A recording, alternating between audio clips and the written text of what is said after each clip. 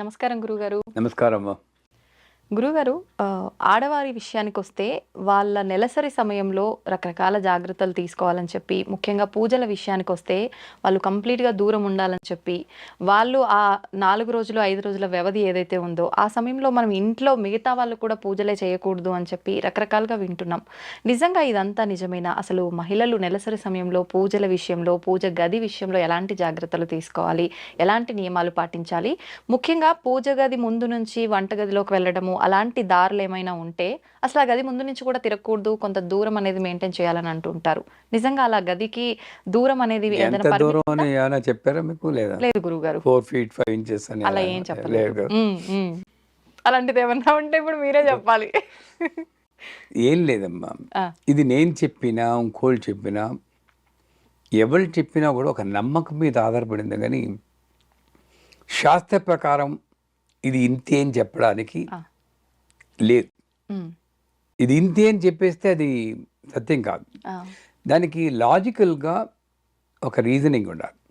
ఆ రీజనింగ్ కూడా దేశకాల పరిస్థితులు అని ఒకటి ఉంది. ఉమ్, దాన్ని బట్టి ధర్మం మారుతుంది అని అందరూ ఒప్పుకునే శాస్త్రం. ధర్మం ఆ టైంలో ఒక ధర్మం ఉంటే ఈ టైంలో అది కాదు. ఇప్పుడు నేను హిమాలయాలకు వెళ్ళాను కూడా, మానసరోవరం.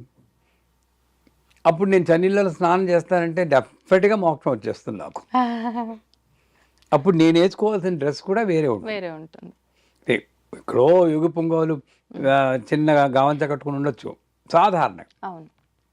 పరిస్థితిని బట్టి, దేశాన్ని బట్టి, కాలాన్ని బట్టి ఆ రకంగా చూస్తే ఇది ఇదే అని నేను చెప్పట్లేదు. ఉమ్, లాజికల్గా ఆలోచిస్తే పూర్వకాలంలో అగ్రహారాలు ఉండేవి.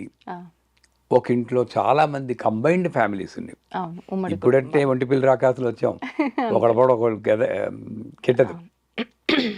ఒకే చోట అందరూ మాస్గా ఉండేవాడు. అండ్ ఆడవాళ్ళకి ఇది తప్పితే ఉమ్, వేరే లేకుండా ఓవర్లోడ్ అయిపోయి అవును. మగాళ్ళు కూడా సాయం చేసి వాళ్ళు కాదేమో అప్పట్లో. అప్పట్లో. అవును. ఇప్పుడంటే మోడర్న్ దీంట్లో అదొక స్టైల్ అయింది. మొగాడు కొరలు తగిలితే అదొక స్టైల్ అయిపోయింది. అంతే. అది మంచిది. యాక్చువల్గా అదే మంచిది. అవును. ఇప్పుడు మారిన ధర్మం ఆ రకంగా మంచిది. ఉమ్, అంచేత ఆడవాళ్ళకి ఆ సాయం కూడా లేదు. ఉమ్, పోనీ పని మనుషులా అంటే లేదు. అసలు క్వశ్చన్ లేదు. పని మనిషి క్వశ్చన్ లేదు. అవును. ఏ రకంగా వచ్చినా ఓవర్లోడ్ అయిపోయింది. ఆ, అంచేత ఈ 3 రోజులు 5 రోజులు పేరు చెప్పి వాళ్ళకు రెస్ట్ ఇస్తే మంచిది. ఉమ్, ఆ పూజలు అన్నీ కూడా కట్టెలు ముక్కునేవాడి ఇంట్లో కూడా బ్రహ్మాండమైన పూజలు చేసేవారు. ఏదో చిన్న పూజ మనలా ఇప్పుడు చేసేటట్టు అగరత్తి వెలిగించడం కాదు. ఆ, పెద్ద పెద్ద పూజలు. ఆహా, అదే పూజలు అన్నీ కూడా చేసి వాళ్ళకి ఒక బ్రేక్ ఇచ్చారు. ఆ, నెంబర్ 1. నెంబర్ 2, ఆ టైంలో ఈ శానిటరీ నాప్కిన్స్ కానీ ఇంకోటి కానీ అవి ఏవీ లేవు. ఉమ్, మోస్ట్ ప్రిమిటివ్ స్టేజ్ అనుకోవచ్చు. అవును. నాకు బాగా గుర్తు, చిన్నప్పుడు దానికి ఒక సెపరేట్ గది పెట్టేసేవారు. ఆ, అంటే మా అమ్మగారు మా అక్కగారు వెళ్ళి ఆ గదిలో కూర్చునేవారు.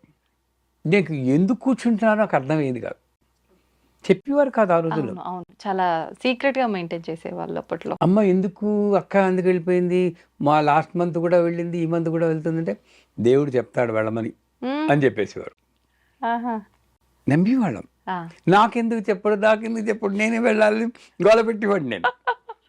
ఆ, ఇది తప్పితే నాకు అర్థం అవ్వదు. అదే. అది దూరంగా పెట్టి వాళ్ళు మోస్ట్ అన్హైజీనిక్ కండిషన్స్లో ఉంటారు కాబట్టి మేబీ ఇన్ఫెక్షన్స్ వస్తాయనో, లేక ఆ టైంలో అంతా ఎంత ఆ నీళ్ళు కూడా పోసుకునేవారు కాదండి. ఆ, ఆ 3 రోజులు స్నానం లేదు. ఆ, అంటే చూసుకొని ఎంత అవును. ఇదిగా ఉంటుందో. దగ్గరికి వెళ్తే భయంకరమైన స్మెల్ వచ్చేది. ఆ గడి దగ్గరికి వెళ్తే అలాంటి కండిషన్లో పెట్టేవారు. ఓ, నిన్నగా చెప్పాలంటే ఇప్పుడు మంచిదే అది. అవును.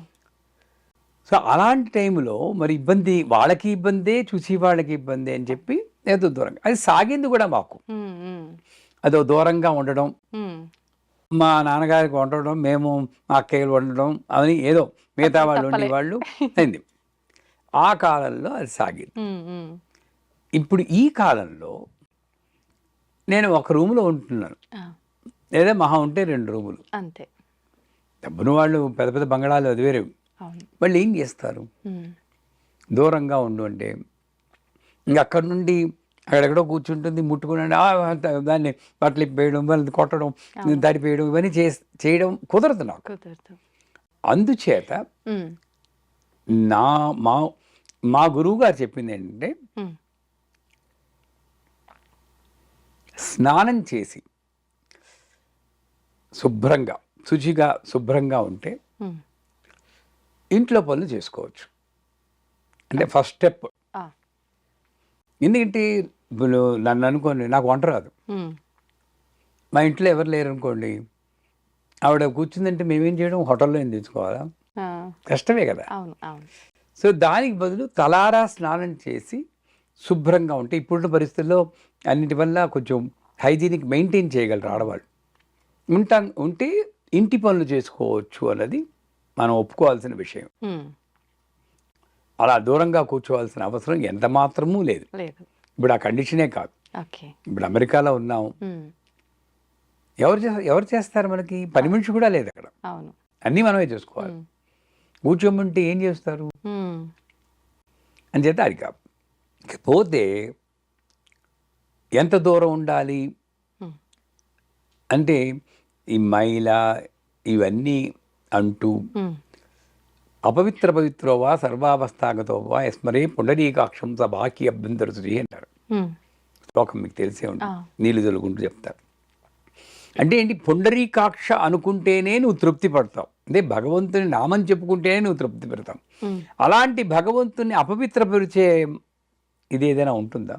భగవంతున్నే అపవిత్రపరిచేది లాజికల్గా ఉండకూడదు.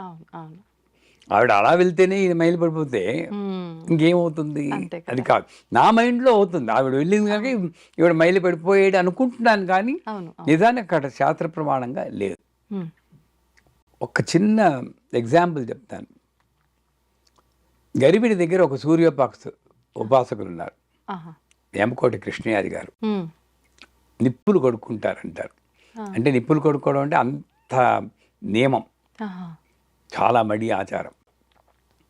నాకు గుర్తులేదు. నేను న్యూజిలాండ్లో ఉండేవాడిని. అప్పుడు వెనక్కి ఇండియా వచ్చాం 5 ఏళ్ల తర్వాత. మా పెద్దమ్మాయి ఏమో, డాడీ గురువుగారిని కలిసి వద్దామా అన్నాం, కృష్ణయాది గారు. కానీ ఆ రోజు అమ్మాయి బయట ఉంది. చంపేస్తారు ఆయన్ని, కలవడం ఏమిటి?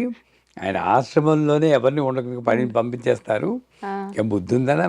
డాడీ ఒక్కసారి అడుగు డాడీ, నాకు ఎందుకో కలుస్తారు. మా అమ్మాయి పెర్ర చెట్టు వైద్యానికి పనికిరాదంటారు. మీ అందరికీ మేము గురువులు, కానీ మా అమ్మాయికి కనుక మా అమ్మాయికి డాడీ నీలా ఏం కాదు, ఆయన చాలా బ్రాడ్ మైండెడ్ అని. మా అమ్మాయి నీలా ఏం కాదు, కృష్ణయ్య గారు చాలా బ్రాడ్ మైండెడ్. సరే వణికిపోతూ ఫోన్ చేశాను, గురువుగారు మరి మా అమ్మాయిని నేను కలవాలి. దానికి ఉంది కలమన్నాం. కాదండి, ఇవాళే మొదటి రోజు. శివ శివ అనుకున్నారు. రమ్మనండి తలారా స్నానం చేసి పసుపు కొంగును కట్టుకుని రమ్మనండి. అలా కట్టడం వల్ల ఆయన దీంట్లో ఆ పసుపు పవిత్రతని చేకూరుస్తాం. ఇదంతా కూడా మైండ్ గేమే. అది కట్టుకుంటే మనకు ఒక ఎస్ అంతే పర్వాలేదు. ఇంకా ఇప్పుడు ఎవరైనా చచ్చిపోయారు అనుకోండి, తలారా నీళ్ళు పోసేసుకుంటాం. ఏం వదిలిపోయింది అక్కడ? నాకు ఏమైనా వదిలిపోయింది అక్కడ? మన ఫీలింగ్ అంతే. ఆ ఫీలింగ్ పోయింది. అమ్మ నేను శుద్ధి అయిపోయాను. Mind game. అంటే పసుపు కొంగు కట్టుకొని, మీరు నమ్మరమ్మా, వెనక సీట్లో పక్కన కూర్చోబెట్టుకుని భుజం మీద చెయ్యి వేసుకుని తీసుకెళ్ళాడు మహానుభావుడు. తర్వాత చెప్పాడు, నేను పరిహారం తర్వాత చేసుకున్నాను అనుకోండి, కానీ నేను పరిస్థితిని బట్టి నేను అడ్జస్ట్ అవ్వకపోతే నేను ఉపాసకుడినే కాదు, గురువునే కాదన్నారు. అది కరెక్ట్. అందుచేత ఇళ్లల్లో పనులు మాత్రం చేసుకోవచ్చు. ఇకపోతే ఆ టైంలో నేను పూజలు చెయ్యొచ్చా అని చాలామంది అడుగుతారు. జపం చేసుకోవచ్చు. జపానికి దీనికి సంబంధం లేదు. ఎందుకంటే మీ దగ్గర మీరు ఉంటారు, చేసుకోండి. పూజలు అన్నవి నా వరకు మా గురువు గారు చెప్పింది బట్టి చెప్తున్నాను. ఇది శాస్త్రం అని నేను చెప్పటం మళ్ళీ మీ ఛానల్లో ఏకి పారేస్తాను. నన్ను దేవి శాస్త్ర ప్రమాణం కాదు. మా గురువు గారి యొక్క లాజిక్ ప్రకారం మీ అత్తగారు, మీ మామగారు, మీ భర్త, ఆ, మీ ఫ్యామిలీ వాళ్ళు ఒప్పుకుంటే వాళ్ళకి ఏం అబ్జెక్షన్ అయిపోయి చక్కగా స్నానం చేసి ఒక పసుపు కుంకుమ కొట్టుకుని పూజ చేసుకోండి. ఓ, ఏమీ ప్రాబ్లం. ఉమ్, అట్లీస్ట్ భర్తకి వండినే పెట్టండి. ఆ, అంతేగాని ఈ పేరు చెప్పుకొని ఆ 3 రోజులు 5 రోజులు అవును. ఇంట్లో వాళ్ళని ఇబ్బంది పెట్టద్దనే నేను అంటాను. చాలా చిన్న చూపుగా కూడా చూస్తుంటారు.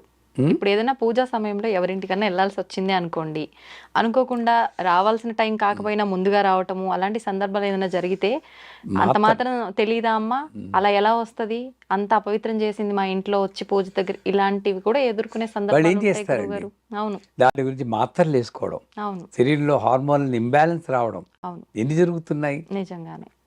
ఇవన్నీ అవాయిడ్ చేయాలంటే ఉమ్, కొంత అలాగని మనం బరితెగించేసేసి నేను ఏదైనా ముట్టేసుకుంటాను అని నేను చెప్పట్లేదు. ఉమ్, ఉమ్, దాన్ని నేను సపోర్ట్ చేయను. ఆ, నా పరిస్థితిని బట్టి కొంత నేను రిలాక్సేషన్లో వెళ్ళినా ఏమీ తప్పు లేదు అని నేను భావిస్తాను. ఉమ్.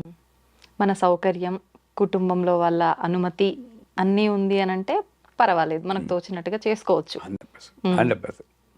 సంతోషం గురుగారు. నిజంగా చాలా మంది ఆడవాళ్ళు ఊపిరి పీల్చుకుంటారు మీ మాటలు విన్న తర్వాత. ఊపిరి పీల్చుకుంటారో, కొంతమంది చేతన వాళ్ళు తిట్టుకుంటారో మీ ఛానల్లో ఈ వీడియో రిలీజ్ అయ్యాక తెలుస్తుంది నాకు. అంతే అంతే, చూద్దాం ఏమవుతుందో, కమెంట్ల రూపంలో ఏం పెడతారో.